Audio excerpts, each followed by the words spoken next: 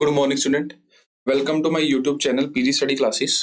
And जो आज का जो हमारा टॉपिक है वो है revaluation of assets and liability. तो इससे पहले हमारे पास एडमिशन चैप्टर की 4 पार्ट्स आ चुकी हैं। तो पहले में हमने थ्योरी करी थी, फिर हमने रेशो को कैसे चेंज करना है, कैसे न्यू रेशो, कैसे सैक्रिफाइसिंग रेशो निकालनी है, और फिर हमने देखा था कि कैसे जब एक नया पार्टनर आएगा वो प्रीमियम फॉर गुडविल लेकर आएगा तो उसका कैसे ट्रीटमेंट करना है प्रीमियम फॉर गुडविल का। ठीक है ना। उसी में हमने देखा था हिडन गुडविल का कैसे ट्रीटमेंट करना है।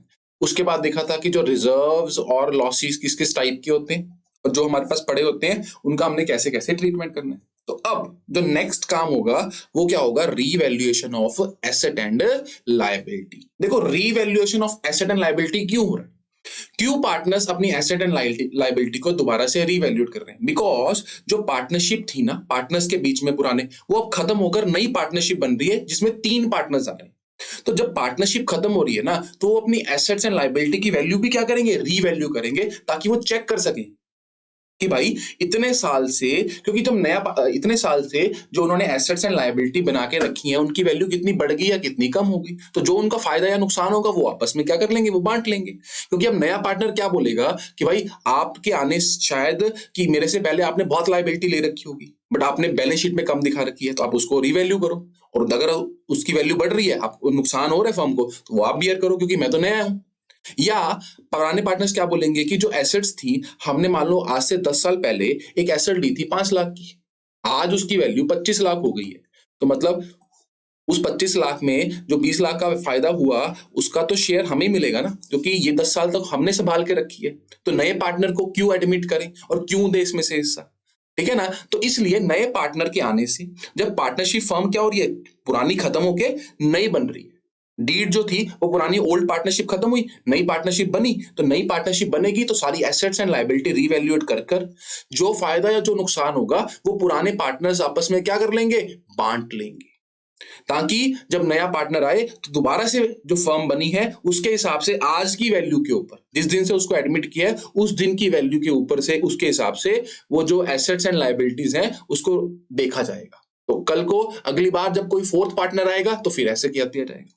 ठीक है ना। तो revaluation of assets and liability करना क्या होता है, बहुत ज्यादा जरूरी होता है, क्योंकि जो पुरानी एसेट्स एंड जो पुरानी लायबिलिटीज है ना उनसे पुराने पार्टनर्स को ये चेक करना है कि भाई वैल्यू कितनी बढ़ गई या कितनी कम होगी। बिकॉज अभी पार्टनरशिप नहीं बन रही है, तो पार्टनरशिप नहीं बन रही है तो सारी एसेट्स की वैल्यू दोबारा लिखो, नोट करो, देखो मार्केट में उनकी क्या वैल्यू चल रही है। क्योंकि हमने आज से 10 साल पहले 5 की ली थी तो 25 की होगी, 20 का फायदा हुआ, तो ये फायदा भी किन का, ये पुराने पार्टनर्स का, बिकॉज ये 10 साल तो उन्होंने होल्ड करके रखे ना।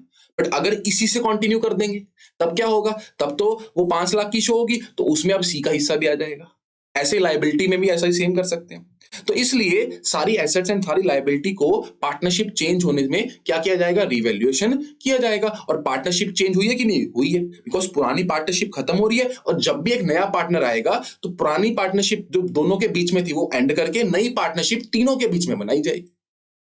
ठीक है ना। चलो, तो partnership revaluation of assets and liability में क्या करते हैं, एसेट्स एंड लायबिलिटी को रिवैल्यूएशन करते हैं। अच्छा, इसका दूसरा नाम क्या होता है, इसका दूसरा नाम होता है profit and loss adjustment account. मतलब कि कितना प्रॉफिट है कितना लॉस हुआ उसको एडजस्ट कर रहे हैं, और जो प्रॉफिट लॉस हुआ उसको पुराने पार्टनर्स में क्या कर देंगे, बांट देंगे। अच्छा, इसकी नेचर क्या थी, इसकी नेचर होती है, it is also called nominal account. इसको नॉमिनल अकाउंट नहीं बोलते हैं, इसकी नेचर होती है, मतलब नेचर तो हमारे पास पता है, हमारे पास 3 अकाउंट होते हैं, रियल, पर्सनल एंड नॉमिनल। तो ये भी पेपर में हमें कई बार पूछा जाता है कि profit and loss adjustment account, या क्या नाम है दूसरा उसका, रीवैल्यूएशन अकाउंट। इसकी नेचर क्या है, मतलब तो इसकी नेचर क्या है, नॉमिनल, क्योंकि हमें पता है नॉमिनल अकाउंट में सारे एक्सपेंस और सारी इनकम आती थी, तो इसमें भी सारे प्रॉफिट एंड सारे लॉसेस आ रहे हैं, तो इसकी नेचर क्या है, नॉमिनल अकाउंट है।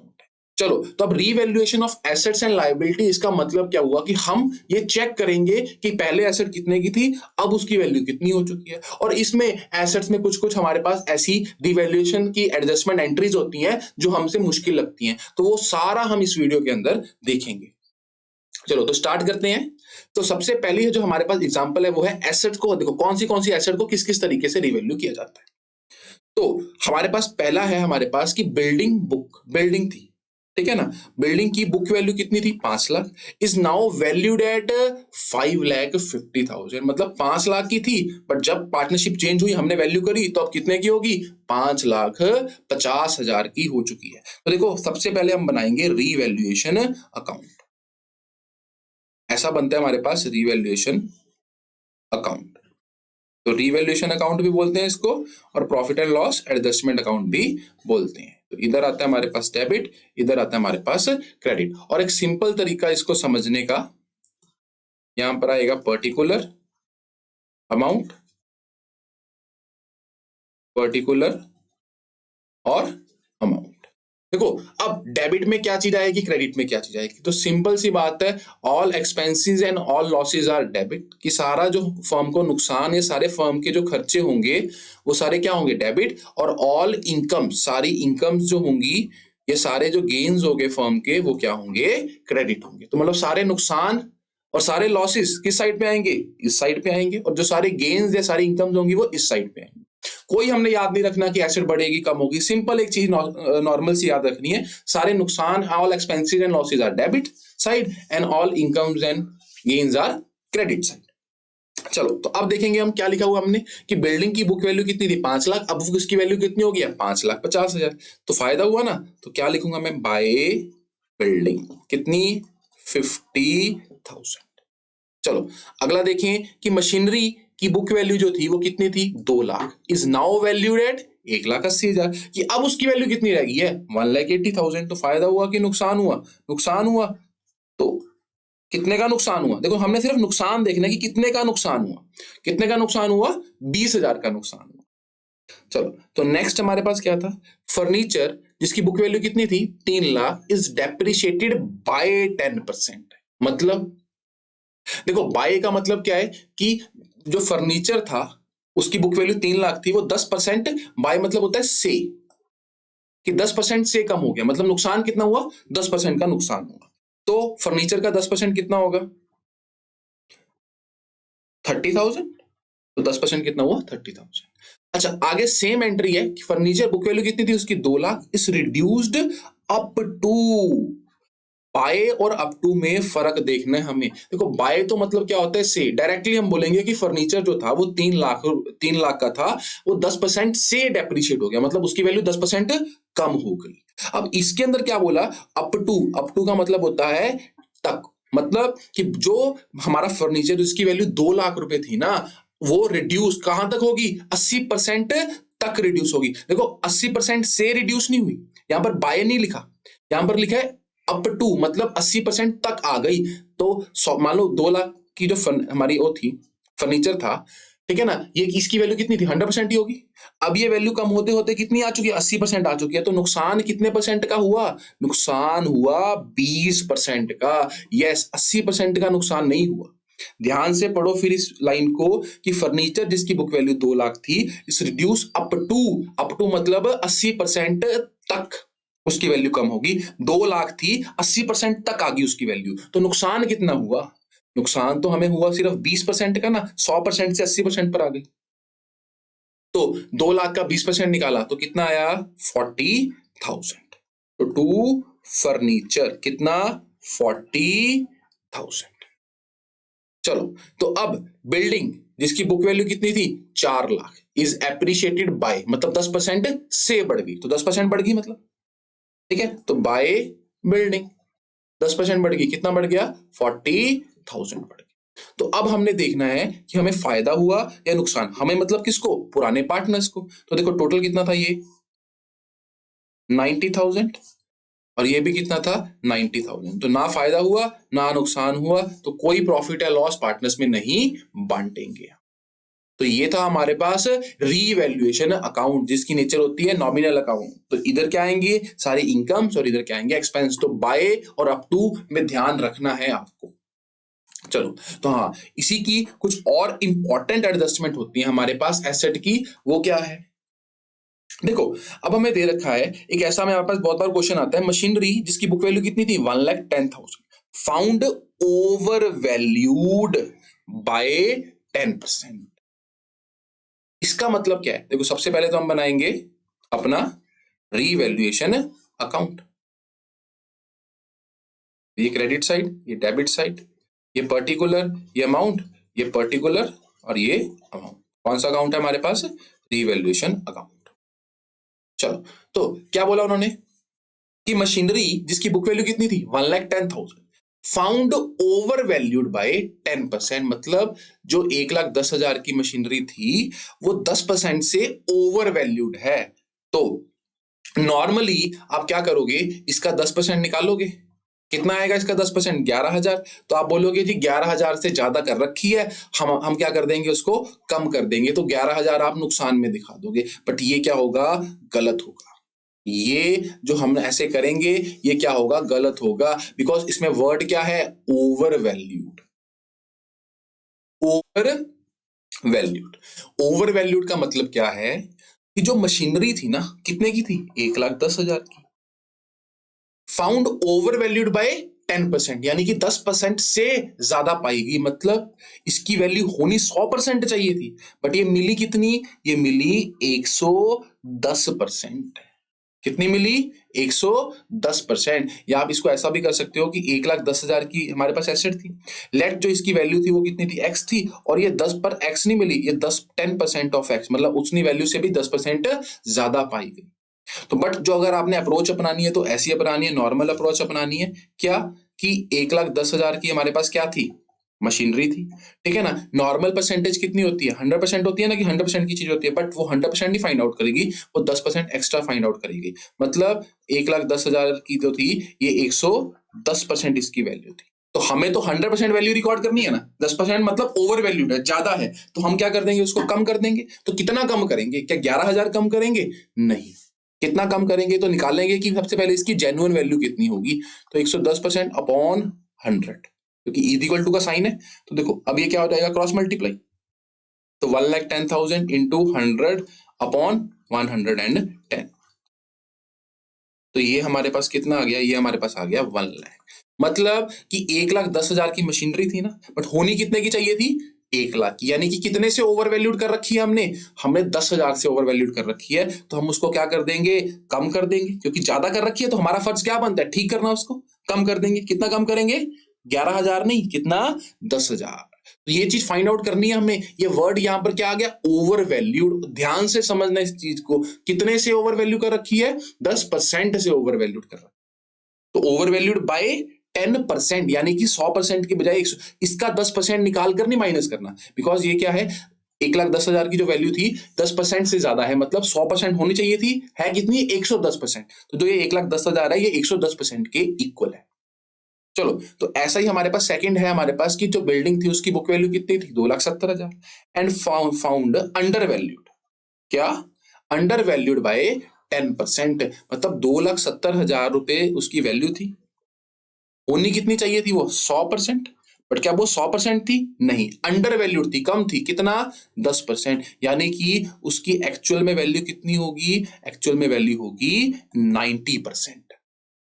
ठीक है ना। तो मतलब जो 2,70,000 है वो अंडर वैल्यूड है, कितने से? 10% थे, यानी कि इतना है बस वैल्यू, उसकी वैल्यू है 90%। तो मैं 100 इसको क्रॉस मल्टीप्लाई करूंगा, तो ये मेरे पास कितना आएगा? 2,70,000 अपॉन 100 इंटू 90, ये आ गया मेरे पास कटिंग करके 3,00,000। यानी कि 2,70,000 की बिल्डिंग थी, जबकि होनी कितने की चाहिए थी? 3,00,000 की होनी चाहिए थी। यानी कि कितना फायदा मेरे को? कितने की बिल्डिंग की वैल्यू कर दूंगा मैं? बिल्डिंग की वैल्यू कर दूंगा 30,000 से बढ़ा दूंगा, बिकॉज अंडर वैल्यू मतलब कम थी। तो हमारा फर्ज क्या बनता है? हम उसको ज्यादा करेंगे। तो कितना ज्यादा करेंगे? क्या 2,70,000 का 10% निकाल कर ज्यादा करेंगे? वो तो कितना आएगा? 27,000। बट वो तो गलत होगा। क्यों? क्योंकि उन्होंने ये नहीं बोला कि बिल्डिंग अंडर बुक बिल्डिंग जो थी वो 2,70,000 की थी, डेप्रिशिएटेड या एप्रिशिएटेड बाय, उन्होंने साफ बता दिया कि अंडर वैल्यूड बाय 10%, यानी कि जो इसकी वैल्यू थी ना, ये अमाउंट नहीं, इसकी जो वैल्यू थी ना वो 10% कम आंकी गई है हमारे से। तो मतलब कितने परसेंट आंकी गई है हमारे से? 90% आंकी गई है। तो 2,70,000 90% के इक्वल था। तो अंडर वैल्यूड और ओवर वैल्यू जब भी ऐसा केस हो तो इसमें थोड़ा सा ध्यान से ये इक्वेशन बना के करना है। तो अब देखो, 30,000 का फायदा, 10 का नुकसान, तो अल्टीमेटली हमें फायदा हुआ या हमें नुकसान हुआ? इधर भी 30 आएगा, ठीक है ना। तो 30 माइनस 10 हमें क्या हुआ, लॉस हुआ, टू रिवैल्यूएशन लॉस कितना, 20,000। सॉरी, रिवैल्यूएशन का लॉस नहीं हुआ, हमें क्या हुआ, गेन हुआ।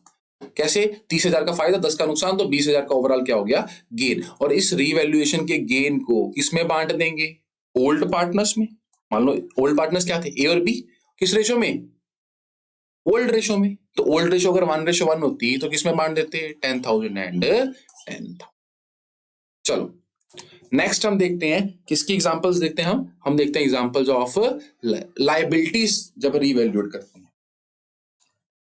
तो लायबिलिटीज जब हम रिवैल्यूएट करेंगे तो उसकी एग्जांपल ऐसे हैं, देखो क्रेडिटर्स हमारी क्या होती है, क्रेडिटर होते हैं हमारी लायबिलिटी, और 50,000 के क्रेडिटर्स थे, अब उसकी वैल्यू कितनी आ गई है, 45,000। यानी कि हमारी लायबिलिटी बढ़ी कि कम हुई, हमारी लायबिलिटी, पहले रिवैल्यूएशन अकाउंट बनाएंगे,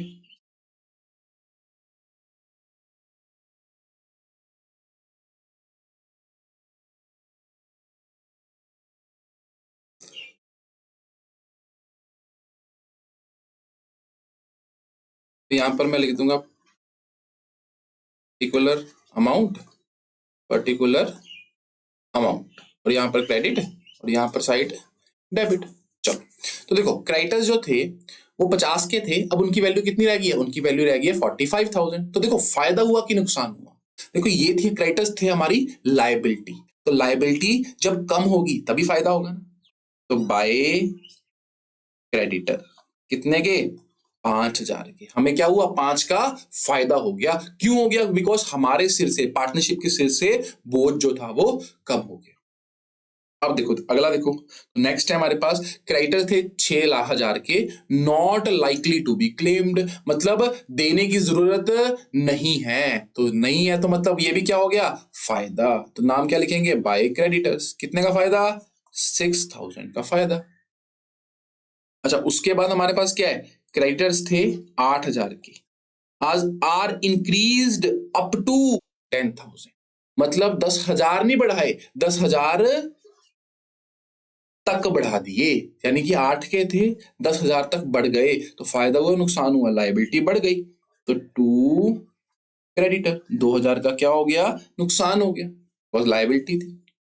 अब एन अनरिकॉर्डेड लायबिलिटी कितने की थी, 10,000 की थी, वो अराइज होगी, मतलब हमने रिकॉर्ड भी नहीं कर रखी थी, बट अचानक से हमारे सिर के ऊपर एक बोझ आ गया, कितने का, 10,000 का। तो क्या लिखूंगा मैं यहां पर, अनरिकॉर्डेड लायबिलिटी, कितने की, 10,000 की। चलो, अब एक अनरिकॉर्डेड लायबिलिटी थी, कितने की थी, 10,000 की थी, और वो आ गई, बट हमने उसको सेटल कितने में कर दिया, 4,000 में कर दिया। तो देखो क्या 6,000 का फायदा हुआ, नहीं। सोच के देखो, एक अनरिकॉर्डेड लाइफ, मतलब आप एक रास्ते से जा रहे थे और आपको एक लायबिलिटी, मतलब कोई ना कोई आपकी क्या हो गया, चोट लग गई फालतू में, या किसी आपने किसी गाड़ी को मार दिया, तो वो अनरिकॉर्डेड लायबिलिटी थी, अचानक से ही आ गई, ठीक है, 10,000 रुपए मांग रहा था, आपने 4,000 में सेटल कर दिया, तो आपका तो नुकसान हुआ ना 4,000 का, क्योंकि वो रिकॉर्डेड थी नहीं लायबिलिटी। 10,000 की लायबिलिटी जो कभी रिकॉर्ड भी नहीं, जो थी भी नहीं आपकी, वो अचानक से आपके सिर पे पड़ गई, फर्म के सिर पे पड़ गई, और फर्म ने उसको 4 में सेटल कर दिया, तो फिर भी नुकसान हुआ 4 का, 6 का फायदा नहीं हुआ, because it is an unrecorded. But अगर हम ये बोलते कि एक क्रेडिटर्स थे 10,000 के, कितने के क्रेडिटर्स थे, 10,000 के, जो रिकॉर्ड कर रखे थे, उनको अब 4,000 में सेटल किया, तो इट मीन्स 10,000 हमने देने थे, ये हमने बुक्स में रिकॉर्ड कर रखा था, बट दिए कितने, सिर्फ 4,000। तो इस केस में 6,000 का क्या हो गया, फायदा हो गया, बेनिफिट हो गया, कितने का, 6,000 का। बट इस केस में ध्यान से देखें कि क्या ये लायबिलिटी रिकॉर्ड कर रखी थी, नहीं। तो अचानक से हमारे सिर के ऊपर, फर्म के सिर के ऊपर कोई क्लेम आ गया, मान लो किसी ने केस कर दिया, कितना, 10,000 का, बट फर्म को 4,000 में उसको खत्म करना पड़ा, तो 4,000 का भी नुकसान हुआ ना, क्योंकि ये लायबिलिटी हमने रिकॉर्ड ही नहीं कर रखी थी कहीं पर, तो कम तो क्या ही करेंगे, 4,000 उल्टे देने पड़ गए फालतू में, जो पता भी नहीं था। तो देखो अब सेटल करें हैं, मतलब पैसे दिए हैं, तो क्या इसको अनरिकॉर्डेड लायबिलिटी लिखूंगा या मैं कैश लिखूंगा, कैश लिखूंगा, कि मैंने 4,000 रुपया दिया है, मेरा 4,000 का क्या हो गया, नुकसान हो गया, ठीक है ना। बट अगर ये राइटी रिकॉर्डेड लायबिलिटी होती, क्रेडिटर के अंदर लिखी होती, और मैं उसको 4 में सेटल कर देता, फिर मेरे को 6 का क्या हो जाता, फायदा, बिकॉज 10,000 मैंने देने थे, क्योंकि वो मेरी लायबिलिटी थी, अब वो लायबिलिटी कम हो गई, मैं सिर्फ 4,000 ही दिए हैं, तो 6 का क्या हो गया, फायदा। बट अब ये रिकॉर्डेड भी नहीं थी, तो रिकॉर्डेड नहीं थी, अचानक से सिर पर पड़ी, तो नुकसान। चलो, तो अब जो हमारे पास सबसे इंपॉर्टेंट जो एडजस्टमेंट है वो है डेटर वाली। देखो डेटर के अंदर बहुत ज्यादा दिक्कत आती है कि जो डेटर वाली एडजस्टमेंट होती है ना, उसमें हमें हमेशा परेशानी आती है, क्योंकि इसमें प्रोविजन फॉर डाउटफुल डेब्ट आ जाता है, ये सारी चीजें आती हैं। तो मैं इसको आपको बहुत आसान तरीके से करवाऊंगा कि कैसे आपको इस डेटर वाले एडजस्टमेंट को करना है, और उसमें एक ही चीज को आपको अप्लाई करना है जिसमें आपकी सारी डेटर वाली एडजस्टमेंट क्या हो जाएंगी, कवर हो जाएंगी। तो देखो डेटर्स कौन होते हैं? डेटर्स वो लोग होते हैं जिनसे पैसा लेना है। और प्रोविजन का मतलब क्या होता है? प्रोविजन का मतलब एक तरीके से क्या होता है, डर होता है। ठीक है ना, जब आप क्या बनाते हो, डर, फियर लगता है कि भाई शायद ये पैसा मिले ना मिले। तो देखो प्रोविजन जो होती है वो डर किसका है? वो डर है फर्म का, पार्टनरशिप फर्म का। क्या उस व्यक्ति को पता है जिससे जो डेटर है हमारा? नहीं। उस व्यक्ति से तो कितने पैसे लेने थे? उस व्यक्ति से तो लेने थे 1 लाख रुपया ही लेने थे, है ना। तो डेटर मतलब 1 लाख लेने थे, पर 10,000 हमें डर लग रहा था, तो मतलब फर्म को क्या उम्मीद थी, कितना मिलेगा? 90,000 ही मिलेगा। तो अब कुछ एडजस्टमेंट देखते हैं। तो ये हमारे पास बैलेंस शीट में हमें दे रखा होता है। कुछ एडजस्टमेंट देखते हैं। तो पहली एडजस्टमेंट हमें क्या दे रखी होगी? ऑल डेटर्स आर गुड, मतलब सारे डेटर अच्छे निकले। तो इट मींस जो ये प्रोविजन थी, ये भी मतलब उस व्यक्ति ने बोला कि भाई ये जो प्रोविजन है ये भी हम क्या कर देंगे, पे आउट कर देंगे आपको। तो ये मेरा कौन सा अकाउंट बन गया? Revaluation account. ठीक है ना।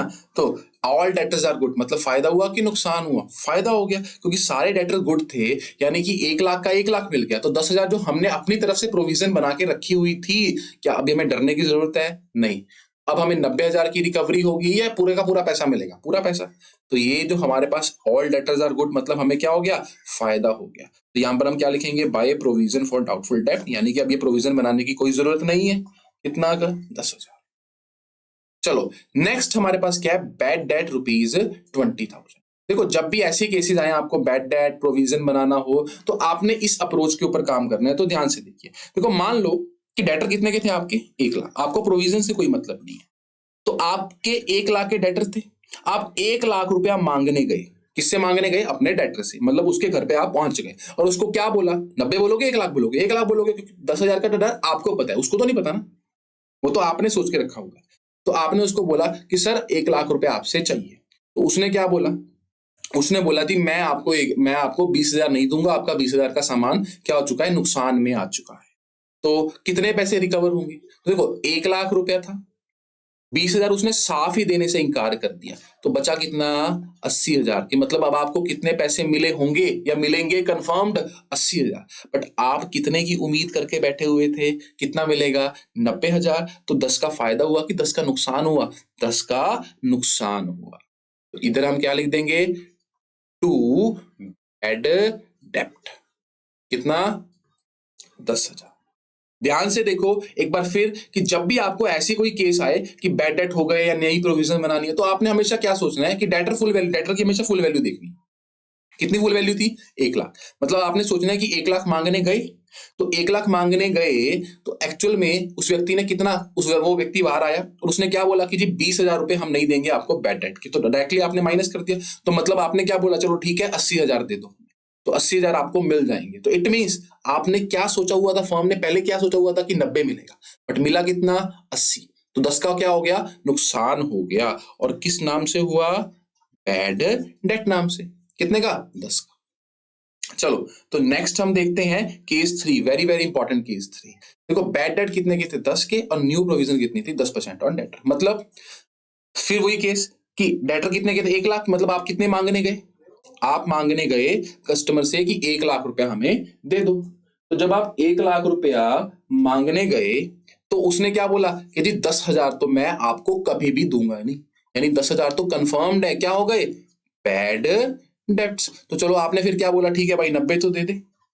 उसने फिर उसमें आनाकानी करनी शुरू कर दी कि आपका थोड़ा सा सामान खराब था, ये था, मतलब फिर आपको डर लगने लग गया कि भाई शायद इस अमाउंट, इस 90,000 में भी हमें पैसा ना मिले। तो देखो सबसे पहले उसने कंफर्म कर दिया कि 10 तो मिलेगा नहीं, तो आपने बोला चलो ठीक है 90 दे दो। तो 90 भी जब दिया तो उसने क्या बोला कि जी मेरे को थोड़ा सा सामान, क्योंकि वो नहीं बोलेगा कि प्रोविजन बना लो, प्रोविजन तो आपको ही बनानी पड़ेगी। तो उसने, तो आपको फिर डर लगने लग गया कि शायद ये 90 भी हमें पूरा ना दे। तो आपने कितने की प्रोविजन क्रिएट कर ली? 10%। तो किसके ऊपर करोगे? 1 के ऊपर या 90 के ऊपर? 90,000 के ऊपर, क्योंकि 10,000 तो कंफर्म्ड चले गए, वो तो मिलेंगे ही नहीं। तो 90 के ऊपर आपको 10% की और क्या बना लिया आपने, प्रोविजन फॉर डाउटफुल डेब्ट। कितना, 10%। मतलब अब आपको कितने पैसे मिलने की उम्मीद है, 81। बट आपने सोचा क्या था कि कितने मिल जाएंगे, 90 आप सोचकर बैठे थे, बट मिलेंगे कितने, 81। यानी कि फायदा हुआ कि नुकसान हुआ, नुकसान हुआ कितने का, 9,000 का। अच्छा, इसका आप नाम क्या लिखें, नाम क्या लिखें? तो देखो, जब भी नाम लिखना है तो पीछे से देखना है कि आपके प्रोविजन फॉर डाउटफुल डेब्ट है या बैड डेब्ट है। पीछे से मतलब देखो, आपने देखना है कि ये जो 9,000 था, पीछे से शुरू करना है कि बैड डेट कितने के थे। देखो, प्रोविजन फॉर डाउटफुल डेब्ट कितने का था, 9,000 का था, तो इसका नाम क्या दे दोगे आप, टू प्रोविजन फॉर डाउटफुल डेब्ट। कितना, 9,000। मान लो, वैसे एग्जांपल ले रहा हूं मैं यहां पर ही, कि अगर आपको या आपका नुकसान जो होता वो बेसिकली यहां पर कितना होता, यहां पर जो वैल्यू निकल कर आती है हमारे पास, वो आती शायद 70 या 80,000 आती। कितनी वैल्यू आती, 80,000। तो 90 मिलने थे, मिलेंगे अब कितने, 80,000। तो नुकसान कितने का हुआ, 10,000 का क्या हुआ, आपको लॉस हुआ। ठीक है ना। तो अब इस 10,000 के लॉस को रिवैल्यूएशन अकाउंट में आप कैसे पुट करो, तो आप देखोगे 9,000 का तो क्या था, पीछे से शुरू करना है कि 9,000 का तो क्या था, प्रोविजन फॉर डाउटफुल डेब्ट। तो 9,000 का प्रोविजन फॉर डाउटफुल डेब्ट लिख दोगे, और नुकसान कितने का, 10 का था, 9 का डाल दिया। तो एक का कहां से डालोगे, एक का उसके बाद किस में से डाल दोगे, बैड डेट में से डाल दोगे।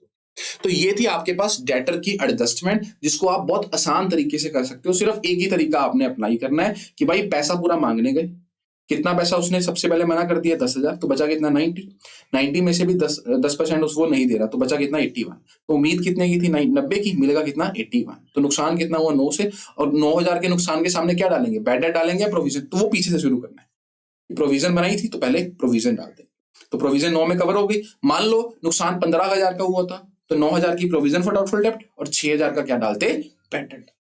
तो ये था हमारे पास डेटर वाली सारी एडजस्टमेंट। चलो, अब इसमें एक और एडजस्टमेंट है केस 4 के अंदर कि 5,000 विच वॉज प्रीवियसली बैड, जो पहले बैड हो चुके हैं, हैज नाउ बीन रिकवर्ड। देखो ये क्या थे, ये वो बैड डेट जो पहले ही आप इनको बैड डेट बना चुके हो, मतलब 2-3 साल पहले इस व्यक्ति ने पहले ही आपको मना कर दिया था कि मैं आपको 1 रुपया भी नहीं दूंगा, तो अचानक से आपको उससे 5,000 रुपए क्या हो गए, रिकवर हो गए। तो that is called bad debt recovered. ठीक है ना।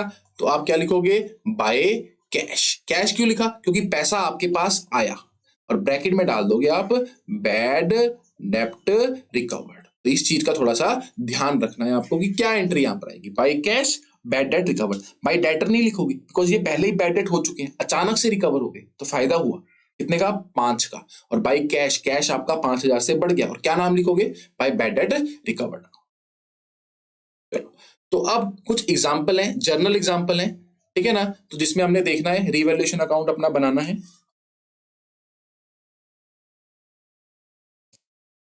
तो ये है हमारे पास रिवैल्यूएशन अकाउंट।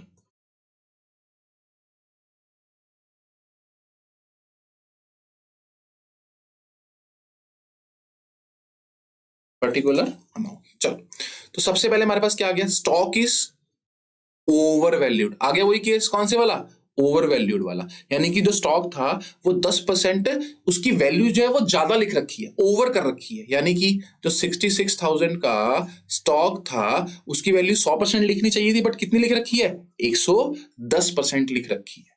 तो मतलब एक्चुअल में इसकी वैल्यू कितनी होनी चाहिए, तो 110 अपॉन 100, 100 उधर चला जाएगा, 66 अपॉन 100 अपॉन 110, तो इसकी वैल्यू कितनी आ गई, 60,000। मतलब 66 लिख रखी है, बट होनी कितनी चाहिए थी, 60,000। तो हम 6,000 कम कर देंगे, और हमें फायदा हुआ कि नुकसान हुआ, नुकसान हुआ, और किस नाम से, टू स्टॉक। कितने का नुकसान हुआ, 6,000 का नुकसान। Value of building and land is to be increase to 5 lakh, 5 lakh, to मतलब तक बढ़ा दी। तो बुक वैल्यू कितनी थी, 4 लाख, 5 लाख तक उसको ले गए, तो मतलब कितनी बढ़ गई, 1 लाख। तो फायदा हुआ बाय लैंड एंड बिल्डिंग, कितने का, 1 लाख। चलो, उसके बाद हमारे पास क्या है, land and building is to be increased by 5 lakh, मतलब 5 लाख से बढ़ा दी, 5 लाख तक नहीं बढ़ाई, 5 लाख से बढ़ा दी। यानी कि फायदा हुआ, बट कितने का फायदा हुआ, 5 लाख पूरे का फायदा हुआ हमें। ध्यान से, टू और बाय वाला कॉन्सेप्ट मैंने करवाया अच्छे से। टू मतलब तक, कि 4 लाख की थी 5 लाख तक बढ़ गई, तो 4 लाख की चीज जो थी वो 5 लाख तक बढ़ गई, तो फायदा तो 1 लाख का ही हुआ ना। बट जब उन्होंने कहा कि 4 लाख की चीज थी 5 लाख से बढ़ा दी, मतलब 5 लाख और उसकी वैल्यू बढ़ा दी, कितना फायदा हुआ? 5 लाख। चलो, अब एक ओल्ड कस्टमर था whose account was written off as bad debt has promised to pay 15,000 in full settlement of his account 25,000। ये एक पुराना कस्टमर था, ठीक है ना, वो बैड डेट हो चुका था। अब उसने क्या किया? प्रॉमिस किया। देखो अभी एक तो चीज आती है हमारे पास, एक तो उसने क्या किया? प्रॉमिस किया। तो प्रॉमिस को हम कभी रिकॉर्ड करते हैं? नहीं, क्योंकि अभी उसने कौन सा, ये हमें पैसा दे दिया। अभी तो सिर्फ क्या किया है? प्रॉमिस ही किया है ना। तो प्रॉमिस को बेसिकली हम रिकॉर्ड नहीं करते हैं, क्योंकि ये क्या है? प्रॉमिस है कि मैं आपको पैसा दे दूंगा। क्या मिला? नहीं मिला। तो ये हमारे बैड डेट रिकवर्ड है? नहीं है, सिर्फ उसने प्रॉमिस किया। बट अगर ये मान लो प्रॉमिस ना होता, उसने पे कर दिए होते, अभी तो ये क्या है? प्रॉमिस है। बट अगर उसने पे कर दिए होते, कंफर्म्ड पे कर दिए होते, फिर हम क्या लिखते कि 10 का नुकसान या 15 का फायदा? 15 का फायदा, बिकॉज वो पहले 25,000 रुपए बैड डेट हो चुके हैं, पहले हम उसको नुकसान दिखा चुके हैं। किसको? 25,000 को। अब तो हमें 15,000 का क्या होगा? फायदा होगा। तो मैं क्या लिखूंगा? By cash bad debt recovered, कितना? 15,000। और कब लिखूंगा? जब वो प्रॉमिस नहीं करेगा, ही हैज टू पे, यहां पर लिखा होगा प्रॉमिस की बजाय पे 15,000 in full settlement of his account. चलो, एक लायबिलिटी थी फॉर क्लेम, और क्रेडिटर्स के अंदर क्या थी? इंक्लूड थी। मतलब क्रेडिटर्स के अंदर एक लायबिलिटी थी, कितने की थी? 20,000 की। उसको हमने 16,000 में सेटल किया, यानी 20 की लायबिलिटी थी, 16 में पेमेंट कर दी। तो हमें क्या हो गया? हमें 4,000 का फायदा हो गया। तो मैं क्या लिखूंगा? बाय क्रेडिटर, कितने का फायदा? 4,000 का। ये कोई अनरिकॉर्डेड नहीं थी, ये रिकॉर्डेड थी। 20,000 की मेरी क्रेडिटर्स कम हो गए, बट कितना पैसा देना पड़ा मेरे को? सिर्फ 16,000 ही देना पड़ा। 4 का मेरे को क्या हो गया? फायदा हो गया, यानी कि 4,000 के क्रेडिटर्स मेरे कम हो गए। तो अब हम निकाल लेंगे कि हमें रिवैल्यूएशन में प्रॉफिट हुआ है या लॉस हुआ है। तो 6 लाख 17,000 माइनस 6,000, तो ये हमारे पास आ गया 6,11,000 का हमें क्या हुआ? रिवैल्यूएशन का प्रॉफिट। और चलो एक लास्ट क्वेश्चन है हमारे पास, ये बैलेंस शीट वाला क्वेश्चन है हमारे। तो ये भी हमारे पास बहुत आते हैं ऐसे क्वेश्चंस, जब जिसमें हमने रिवैल्यूएशन अकाउंट बनाना होता है। तो चलो इसको भी देख लेते हैं हम एक बार। डेबिट क्रेडिट, कौन सा अकाउंट? Revaluation account. चलो, तो देखो अब स्टॉक फाउंड, सेम, कौन सा केस आ गया? अंडर वैल्यूड बाय 10%, यानी कि जो स्टॉक था कितने का था? 81 का, अंडर वैल्यूड बाय 10%, मतलब उसकी वैल्यू जो थी वो 100% होनी चाहिए थी, बट 10% कम लिख रखी है। यानी कि जो 1,80,000 है किसके इक्वल है? 90% के इक्वल है। 90/100, 100 मल्टीप्लाई 90 डिवाइड, तो इसकी वैल्यू कितनी आ गई? 2 लाख। मतलब 2 लाख का होना चाहिए था, लिखा है 81 का पड़ा है, तो 20 का में क्या हो गया? फायदा। बाय स्टॉक, कितने का फायदा? 20,000। Machinery is reduced up to 3,60,000। तो मशीनरी थी कितने की? 4 लाख की। वो कितने तक ले आए हम उसको? अप टू तक, 3,60,000 तक ले आए। तो नुकसान हुआ कितने का हुआ? 40,000। अप टू है, बाय नहीं, up to. Building is appreciated by 10%, मतलब 10% से बढ़ गई। तो 3 लाख की थी, 10% से बढ़ गई, तो कितनी हो गई? By building 30,000। नेक्स्ट हमारे पास क्या थी? बैड डेट थे 20,000 के, और नई प्रोविजन कितनी थी? 5% ऑन डेटर। तो मैंने क्या बोला था? डेटर वाला केस हमेशा कैसे देखना है कि देखो डेटर कितने के थे? 8 लाख के, प्रोविजन हमारी थी, तो प्रोविजन को हमने नहीं देखना, हमने सिर्फ ये देखना है कि 8 लाख के डेटर्स थे, तो मतलब पैसा कितना मांगने गए? 8 लाख रुपए हम उस व्यक्ति से मांगने गए। तो कितना उसने साफ देने से मना कर दिया था? 20,000 तो उसने साफ देने से मना कर दिया था, यानी कितना बचा? 7,80,000। और अभी भी उसके ऊपर कितना डर लग रहा है हमें? अभी भी उसके ऊपर 5% का डर लग रहा है, यानी कि 5% कितना हो गया इसका? 39,000। ये क्या हो गया हमारे पास? प्रोविजन फॉर डाउटफुल डेब्ट। कितना आ गया हमारे पास? ये आ गया हमारे पास 7,41,000, यानी कि अब हमें कितना पैसा मिलेगा? 7,41,000। बट हमें उम्मीद क्या थी? हमें क्या लग रहा था कि कितना पैसा मिल जाएगा? 7,60,000। बट मिलेगा कितना? सिर्फ 7,41,000। तो फायदा हुआ कि नुकसान हुआ? नुकसान हुआ। कितने का? 19,000 का। और किस नाम से लिखूंगा, तो देखो पीछे से शुरू करना है। प्रोविजन फॉर डाउटफुल डेब्ट कितने की थी, 39,000 की थी। तो नुकसान तो 19 का हुआ, तो इसमें से कवर हो जाएगा कि नहीं हो जाएगा, हो जाएगा। मैं क्या लिखूंगा, टू प्रोविजन फॉर डाउटफुल डेब्ट कितना, 19,000, 19,000। चलो अगला है हमारे पास, an accrued income of ₹10,000 is accounted now and record in. मतलब एक एक्रूड इनकम थी, कितने की थी, 10,000। मतलब एक्रूड इनकम क्या होती है, वो इनकम जो हमने कमा ली बट हमें मिली नहीं है, ठीक है। कितने की थी, 10,000 की थी। अब उसको अकाउंट करना है, मतलब ये हमारा एक तरीके से क्या है, एसेट बढ़ गई, हमारा क्या है, फायदा है। मैं क्या लिखूंगा, बाय एक्रूड इनकम कितने की, 10,000। देखो एक्रूड इनकम मतलब वो पैसा जो हमने कमा लिया बट मिला नहीं, तो हमने इसको रिकॉर्ड भी नहीं किया, तो रिकॉर्ड करेंगे, तो रिकॉर्ड करेंगे मतलब हमारी एसेट बढ़ जाएगी क्योंकि ये हमारा फायदा है। Outstanding expense of ₹10,000। Outstanding expense कितने के थे हमारे पास, देखो ये आउटस्टैंडिंग एक्सपेंस थे 30,000 के। हमने 10,000 पे कर दिए कैश के अंदर। तो ध्यान से देखना है, क्या इसको रिकॉर्ड करना भी है या नहीं करना। देखो ये तो नहीं बोला कि आउटस्टैंडिंग एक्सपेंसेस कम हो गए, या 10,000 की नहीं, फुल सेटलमेंट में हमने पे किए, ऐसा कुछ नहीं बोला कि हमने आउटस्टैंडिंग एक्सपेंस 10,000 पे फुल सेटलमेंट में पे कर दिया, ऐसा कोई वर्ड नहीं बोला। उन्होंने सिंपल बोला है कि आउटस्टैंडिंग एक्सपेंस 10,000 के पेमेंट कर दी, तो पे किए हैं, तो क्या हुआ होगा, कैश कम होगा और आउटस्टैंडिंग एक्सपेंस जो लाइबिलिटी थी वो भी कम होगी। क्या कोई फायदा या क्या कोई नुकसान हुआ, नहीं। फायदा कब होता है, जब आप 30,000 के आउटस्टैंडिंग एक्सपेंस 10,000 में फुल सेटलमेंट वर्ड लिखा होता, क्या लिखा होता है यहाँ पर, फुल सेटलमेंट, कि भाई सेटलमेंट कर दी, तो फायदा होता 20,000 का। बट अभी उन्होंने कुछ लिखा नहीं, उन्होंने बोला 10,000 के आउटस्टैंडिंग एक्सपेंस पे कर दिए, तो अच्छी बात है, कैश कम हो गया और आउटस्टैंडिंग एक्सपेंस भी 10,000 से क्या हो गए, कम हो गए। तो क्या इस एंट्री को रिकॉर्ड करेंगे, नहीं करेंगे, बिकॉज ना कोई फायदा हुआ ना ही कोई नुकसान हुआ, तो रिकॉर्ड करने की जरूरत ही नहीं। चलो अब अगले में देखेंगे, तो out of the creditors 23,000 is not likely to be paid, यानी कि क्रेडिटर्स में थे कितने को पे करने की जरूरत ही नहीं थी, 23,000 को पे करने की जरूरत नहीं थी, तो ये फायदा हो गया क्योंकि हमें देने की जरूरत ना पड़ी। तो बाय क्रेडिटर्स कितना, 23,000। चलो तो अब ये हमारे पास सारा हो गया, तो अब हम देखते हैं कि हमें फायदा हुआ कि नुकसान हुआ।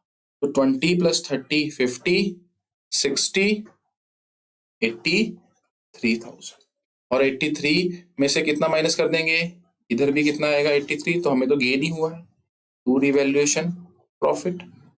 और कितने का गेन हुआ है, 83 - 59, तो ये आ गया अप्रोक्सीमेटली 24,000।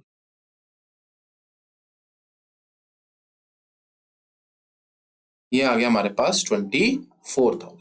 कितना प्रॉफिट हुआ रिवैल्यूएशन में, 24,000। और इसमें किसमें बांट देंगे, पुराने पार्टनर्स। तो कितने पार्टनर्स थे पुराने, 3, ए बी सी। तो जैसे भी जिस हिसाब से इनकी रेशियो दे रखी होगी ए बी सी में बांट देंगे। तो अगर मान लो अगर रेशियो नहीं दे रखी तो इक्वल बांट दूंगा, तो कितना 8 8 और 8,000। तो ये थे हमारे पास सारे केसेस किसके, revaluation of assets and revaluation of liability. तो इसके बाद जो नेक्स्ट वीडियो में हम देखेंगे फुल फ्लैज क्वेश्चन, कि भाई जब एक पार्टनर एडमिट होगा तो पूरा जो हमारे पास 8 नंबर का एडमिशन क्वेश्चन आता है वो कहां से शुरू करना है, कौन से अकाउंट बनेंगे, कैसी कैसी अप्रोच रखनी है और कैसे उसको क्वेश्चन को 10 या 12 मिनट में खत्म करना है। तो वो देखेंगे हम नेक्स्ट वीडियो के अंदर। Thank you.